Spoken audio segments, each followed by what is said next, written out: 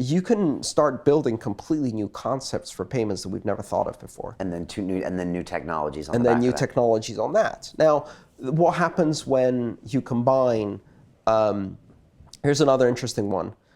Bitcoin is the first financial system in history that doesn't require personhood for ownership of money. Every single financial system we have, at the end of the day, money is owned by either a person or a collection of people as a corporation. That is a fundamental truth. It's required by the legal system. Bitcoin doesn't care. You can be software and you can own money. Software can own money. Let me say that again. Software can own money. We don't know what that does, but let me give you just one example. Uber, Bitcoin, self-driving cars. Combine those three together and you have the self-owning taxi.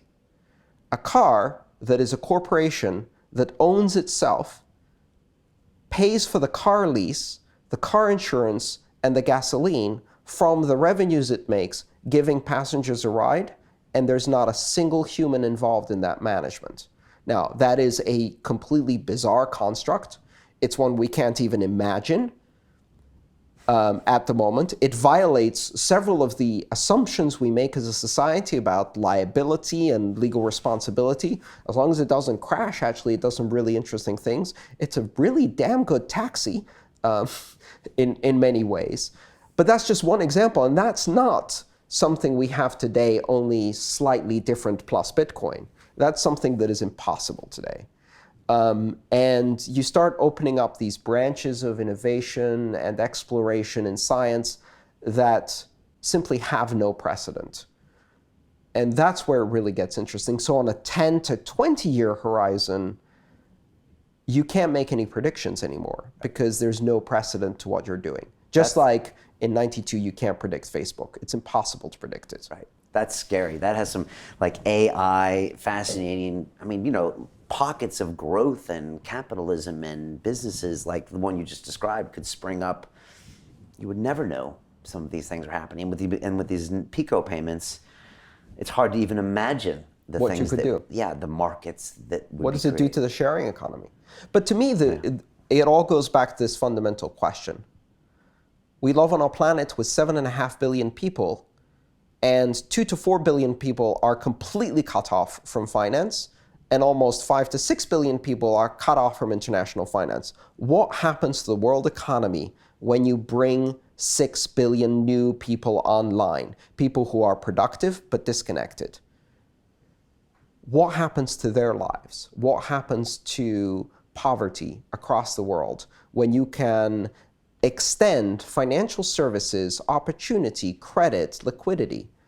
Like even if you're in a developed nation today, where can you invest your money? Nowhere. There is nothing you can invest money in today. The real estate market is a huge bubble.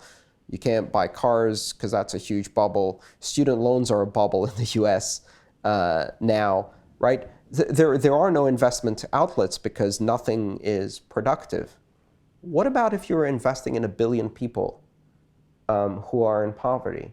And I could take £1,000, split it into 1,000 microloans, and join together with 1 million investors to fund those microloans. What happens then? Direct, no banks, no intermediaries, no overheads, no costs. Direct funding, developed world to developing world, person to person.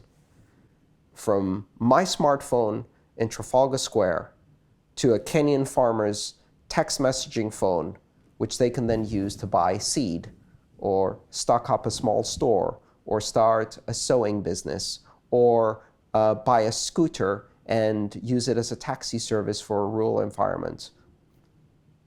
That is where Bitcoin's possibility really is.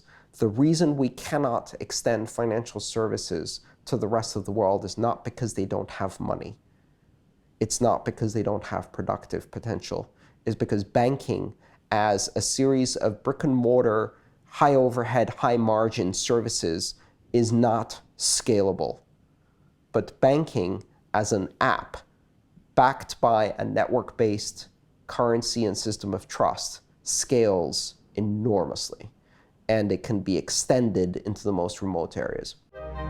To watch the rest of this fascinating interview, click on the link below and go to londonrealacademy.com. There you can sign in with your social media login and watch the rest of the episode for free, along with all of our episodes on London Real, my webinars, and all of our premium content, all located over at londonrealacademy.com. So click on the link below, you'll be directed there and you can watch the rest of this fascinating interview, and I'll see you there.